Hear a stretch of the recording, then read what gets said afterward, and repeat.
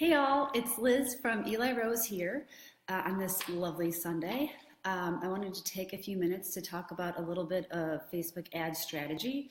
I also am taking the opportunity with each Facebook Live to try a different piece of tech to do this. So this time I'm doing it on my laptop. So I hope that it's working correctly and people can hear me. I work with small businesses and independent entrepreneurs and do a lot of Facebook ads for them. The Facebook ad, one of the challenges I think is talking with small business owners and independent professionals about, it's not just about this one next ad. There's a lot of strategy that you have to have because to be successful at Facebook ads, it's not about one single ad. So right now we're not going to go too deep about planning that long-term strategy, but I think there's some other benefits to that one next ad that you're doing is very helpful to keep in mind.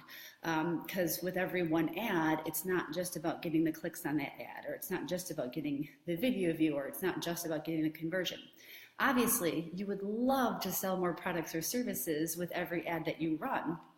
But it's important to keep in mind that while social media moves fast, the process of getting to know you and liking you and trusting you that a prospective customer needs to move through, that doesn't go any faster online than it does offline, in the traditional brick and mortar business sense. So the overall selling process isn't really any shorter just because you're selling on social media. But in using Facebook, you have the opportunity with these pixels that Facebook gives you to put on your site.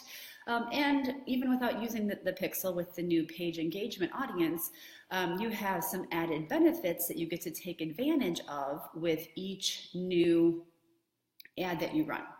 So if you're not familiar with the Facebook remarketing pixel, just really quick on that. It's a free piece of code that you generate within your ads manager and you place it on your website. And what it does is it tracks and accumulates the people who visit your website while being logged into Facebook. So it's similar to, say, you go to Amazon and you look at something and you come back to Facebook and you see an ad for that thing you were just looking at on Amazon.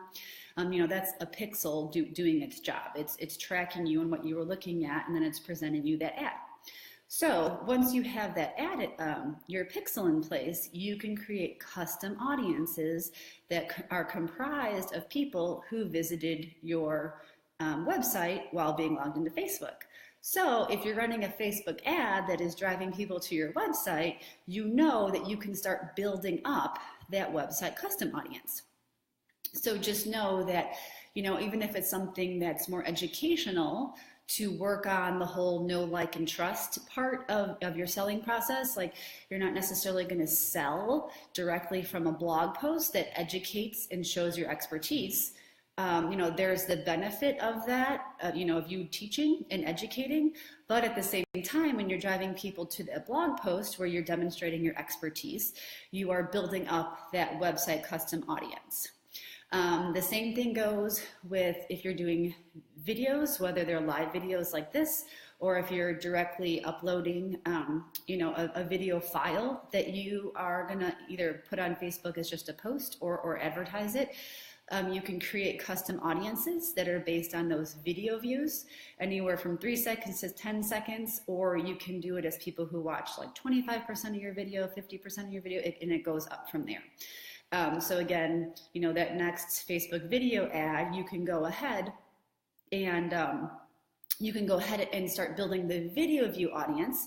And so then next time, once your audience is big enough and you choose to advertise to that video view audience, or you choose to advertise to your website custom audience, you know that they are people who are basically warm leads. They have some kind of familiarity and knowledge of you if they've been on your website because you advertised a blog post.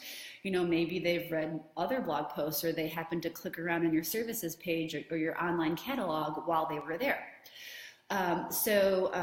One thing you don't need a pixel for, or I should say another thing you don't need a pixel for, because the video views is just based on your Facebook activity, is the page engagement audience.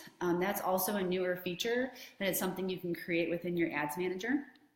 And if you want instructions on how to do any of these, just comment and I can go ahead and send you links.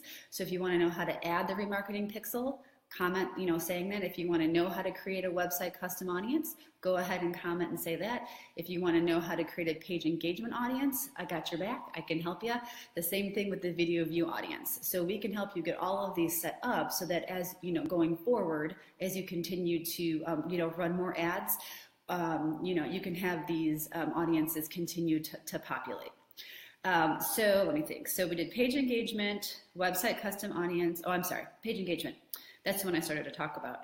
So your page engagement audience, you can select anyone who's, engaged with your page just in general, or you can do it, more limited. Like if you get tons of messages, you can create an audience just of people who have messaged your page. So there's a lot of options within that, but those are people who've engaged with your page. So they don't have to necessarily have been on your website. So you have audiences you can capture through the remarketing pixel because they're on your website, but then there's other audiences you can create because they watched a video on Facebook or they engage with your page in some way. I have a lot of clients who do contests, so the page engagement option is a really powerful one for them because they get a lot of people who comment and on the giveaways that they do for the Facebook contests. So that's one more example of, kind of talking a little bit more strategy. You can do that contest to get a lot of virality and attention and new page likes and get people talking about you and sharing about you, but you can also build that page engagement audience at the same time. When you're driving people to your website, you're increasing the chances of actually having them click around and hang out and check out your services or the products, your online catalog. Maybe they read more blog posts and they continue to build that know, like, and trust to, be that much closer to then buying from you. So you always have that as, part of an added benefit of those Facebook ads. So the main takeaway for this Sunday, for this little mini teaching session, is that, if you say, hey, I run a new ad and I want to try to reach a new audience, or maybe you're brand new to advertising, and obviously you need to have realistic expectations that first ad or that second ad or even that third ad, you're not going to immediately see direct sales from those ads. Also, direct selling on Facebook is pretty challenging. But, with each of those ads, there's an awareness of what you do and how awesome you are that gets out there. Obviously, just purely from an ad standpoint, you need to do some ads before you can really work on tweaking the right audiences for your needs.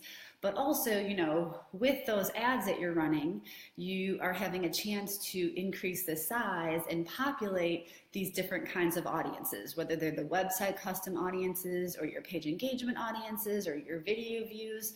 Another cool thing with the video views, if you do any of the photo slideshow posts on your Facebook page, these are not available on your profile. All this is Facebook page related, but this particular photo feature isn't something you would even see on your profile. So if you've never found it on your page, go ahead and look for it. When you click to upload a photo or a video, there's a whole list of different kinds of photo posts that you can do. It's kind of towards the bottom. So the cool thing with that is, especially if you're kind of scared to do the video thing, Facebook treats the photo slideshow posts as video. So if you do a lot of those, you also can create like your video view custom audiences from them, or if people watch them or engage in your page, if you get a lot of traction with those posts. I have a real estate agent who I create those photo slideshow posts quite frequently of her listing photos. And they get great just organic reach, even without having to advertise them. So even though they're photos, you can still use those to create part of your video view audiences. So again, if you want tutorials on how to do, create any of these audiences, the page engagement, just adding the website pixel to your site and then creating that custom audience, or the video view audience, just comment saying that and I'll send you the link. Thanks, see you later.